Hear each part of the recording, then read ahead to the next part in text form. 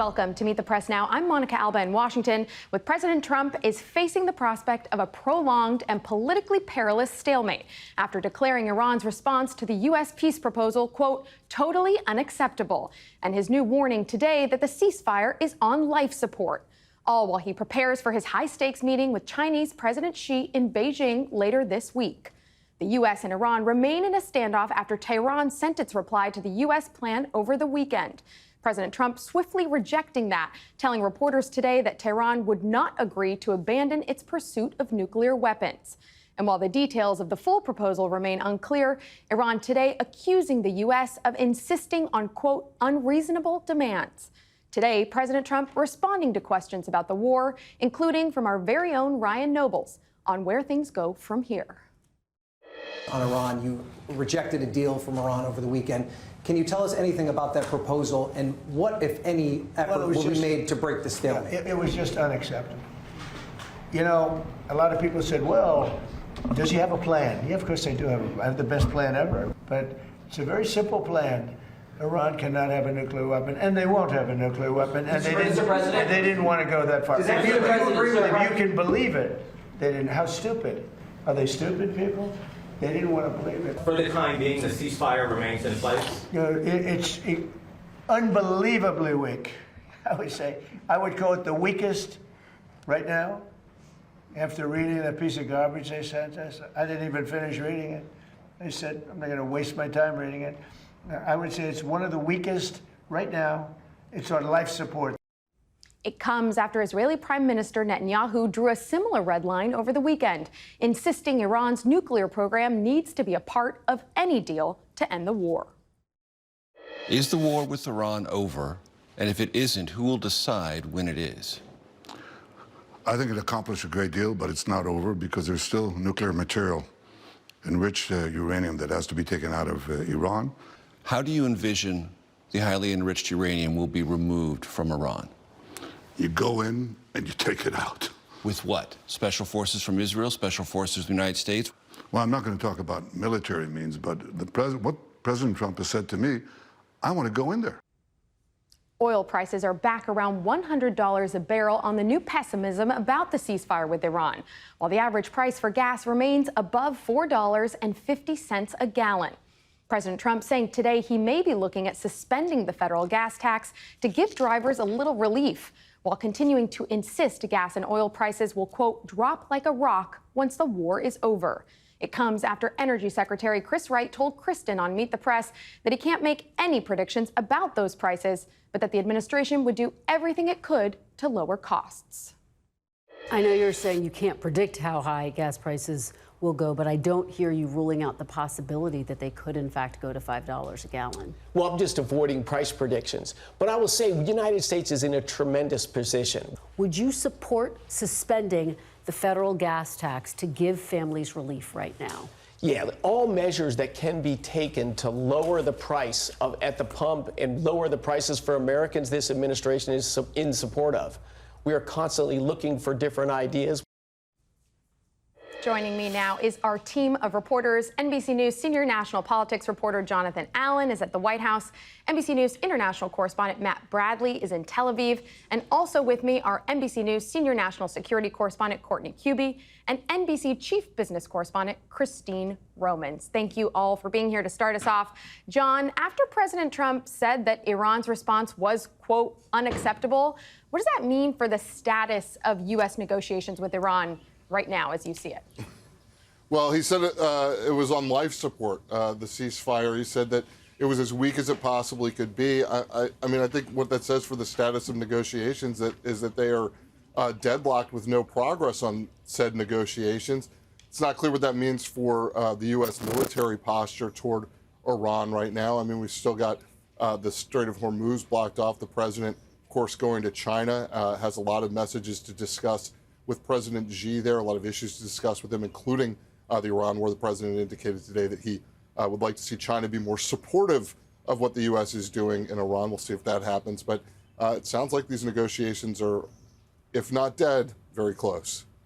And John, the president appeared to suggest that he does want to suspend the federal gas tax. How serious is that proposal, and how much of a priority would it even be for Congress if, in fact, that is a policy that the administration wants to implement right now? You said the magic word, Monica. Not surprisingly, Congress. In order to suspend the federal gas tax, in order to make tax law, you have to go through Congress. That sometimes can happen very quickly.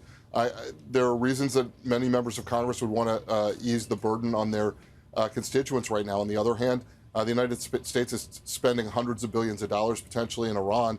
And when you suspend the federal gas tax, you limit the amount of money that's coming in to the Federal Highway Trust Fund, and you limit the ability to do infrastructure projects. So there are costs to doing that, but I would not be shocked to hear Democrats say that they are willing to suspend the gas tax. Of course, the 18 cents or so per gallon that would be gained by that, while welcome relief for consumers, doesn't approach the amount that gas has gone up since the start of this war.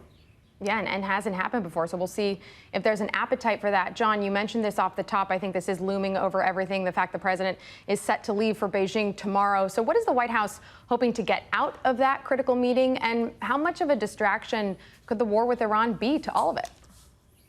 I think they're hoping to get a lot out of that meeting. I think the expectation setting is low, but the president has a lot of issues to talk about with China. I mean, everything from cybersecurity to foreign investment in the United States, to the tariffs that he's placed on China, along with many other countries around the world. He obviously wants to reduce the trade deficit with China.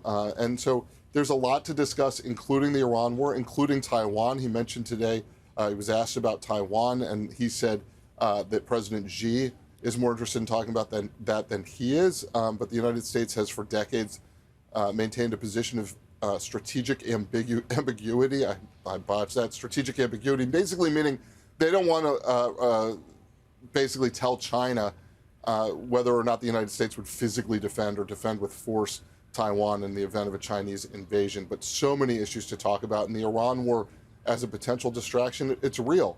China is also suffering for the fact that the Strait of Hormuz is cut off. And at the same time, it's not clear that China wants to give the United States a big win over Iran at a time when the president is bogged down with that war.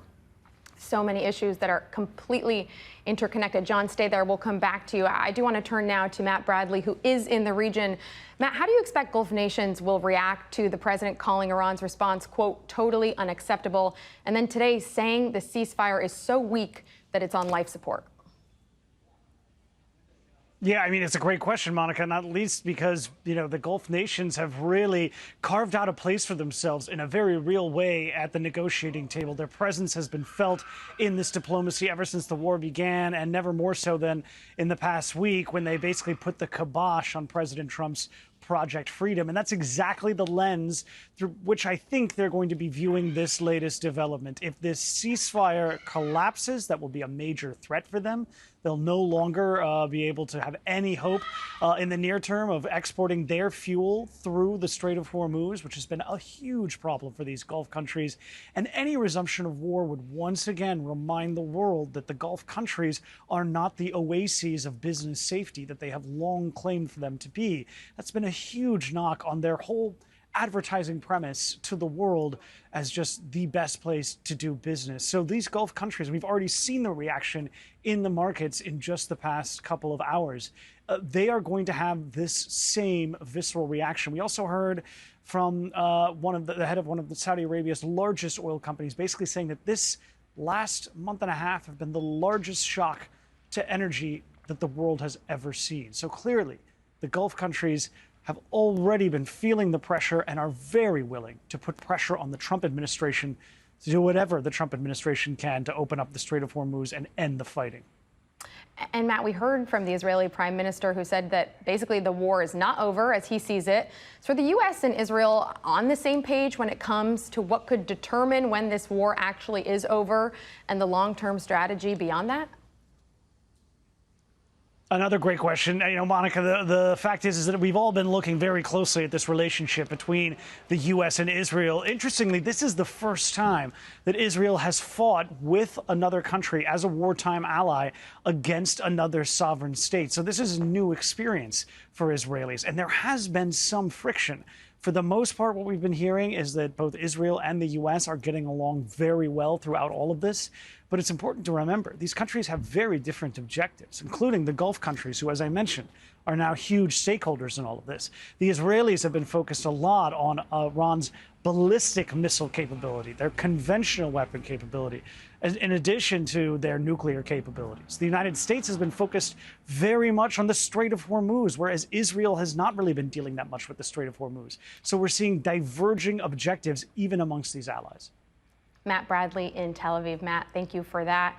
I want to turn now to Courtney, who is on set with me. Court, thanks so much for being here. So we did hear all this talk about the ceasefire being on life support. So what does that signal to you in terms of what that could mean for potential kinetic action resuming here? We know the president indicated he had a meeting with his generals today. So what could that tell us? Yeah, the meetings with the generals tend to not often have a whole lot of generals in them, but probably at least one, the chairman of the Joint Chiefs, General Dan Kane.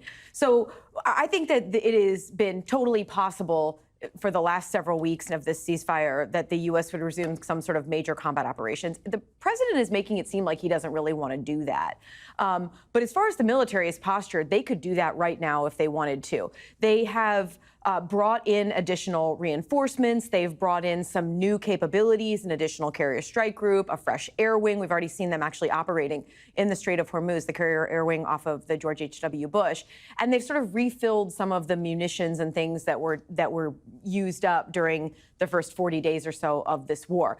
What's really important to point out is that doesn't mean that the U.S. has refilled the U.S. military stockpiles for some of these munitions. It just means that they have put more on the ships and ashore and more aircraft in there. So if, in fact, the president were to decide to restart major combat operations, they could actually go at a higher pace than what we saw at the very end of the war before the ceasefire started. And it seems unlikely that would happen while he is overseas in China, but who knows? Certainly they can have that discussion. Now, you have done so much reporting on our Gulf allies, of course, having concerns about the U.S. mission to help those ships transit through the Strait of Hormuz. So how do you think they would react if the U.S. started strikes up again? So it seems as if many of those Gulf allies, look, they want a new regime in Iran, but what they were not happy with, at least last week, was Project Freedom, which what Matt just referenced. And that was this effort to use the U.S. military to support commercial ships to leave the Strait of Hormuz. At least 2 ships went that way. They were both U.S. flagged.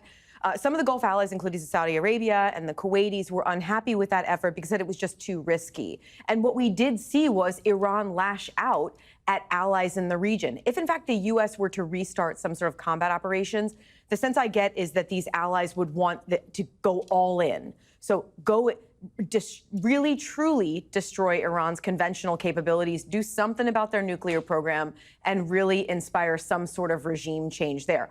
All of those are enormous, enormous goals and objectives to try to accomplish militarily alone. But that's the sense I get, is that the allies would only support, it's all or nothing with them. And the president has talked about it as a potential Project Freedom Plus. We'll see if we get that stage next. Courtney Kube, as always, thanks for your expertise. Thanks. I do want to turn now to Christine. Christine, that national average we've been talking about for gas, it is still at about $4.50. And today the president did suggest that he could pause the federal gas tax for an unspecified period of time. But how much relief would that actually bring to Americans at the pump? How would that work? Well, mostly that would maybe prevent gas prices from continuing to rise quickly, right? So a lot of these tools that the president has are kind of on the margin. The big issue here is you've got a bunch of oil that's just not moving, and it usually does. You've also got some oil production that's offline, and it could take some time to get that fixed here. So you're talking about an 18-cent federal gas holiday. When you look at how much you just showed on your screen there, how much gas prices are up, you can see that's a little bit of relief, but you've got gas prices. They were $1.98 before the war happened. So take back 18 cents, and that might help a little bit for what consumers are going through. There are some states that are considering the same thing. You've got Alaska, for example, has about an 8 or 9 cent gas tax per gallon. California has a 62, almost 63 cent gas tax. I think Georgia has had a pause on all this, but again, you also need Congress, by the way, to have a federal holiday for gas taxes here.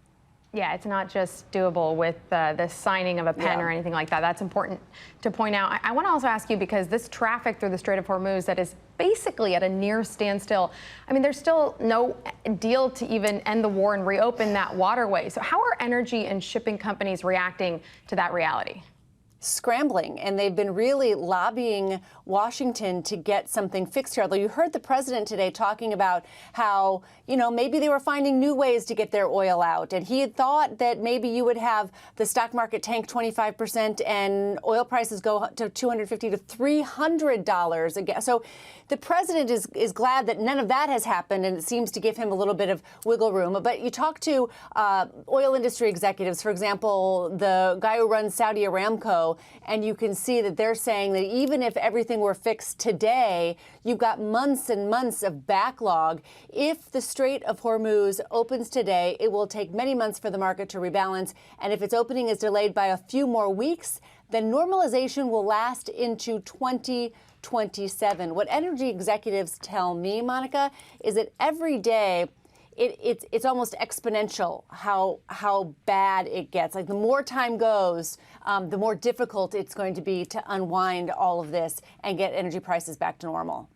2027. Wow. Christine, thank you so much for bringing us that. And John, I do want to go back to you about some separate reporting that you have about these tickets for the UFC fight that is set to happen on the White House South Lawn next month.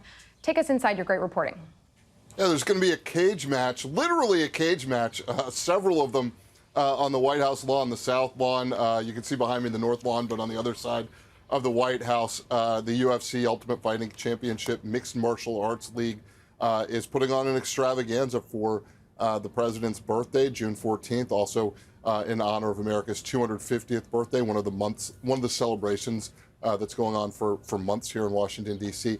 The tickets for the South Lawn, there are about 4,000 plus of them. Almost all of them are going to be handpicked by President Trump. Low supply, high demand, and what you get as a result of that is a frenzy for tickets. We talked to Lara Trump about this. She said that one of her contractors at her house offered to do the work for free in exchange for a ticket. I talked to Dana White, the head of the UFC. He said people keep asking him for tickets, and he tells them he gave most of them to Trump. Trump says in an interview with our Peter Nicholas that he's going to make a lot of enemies because he's not going to be able to pick everyone. These tickets are going to be very hard to come by for the South Lawn, right around an octagon that's been built in Pennsylvania and be shipped here. So interesting to see who will be in the audience.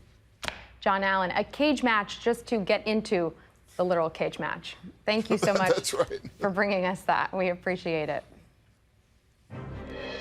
And coming up, what we know about the hantavirus, how it spreads, and the current threat level in the U.S. as more than a dozen American passengers who were aboard that infected cruise ship return to the U.S. and are transported to 2 different medical facilities.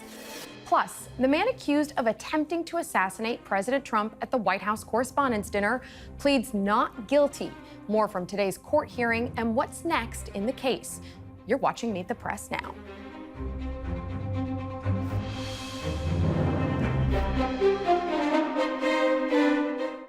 We thank you for watching, and remember, stay updated on breaking news and top stories on the NBC News app or watch live on our YouTube channel.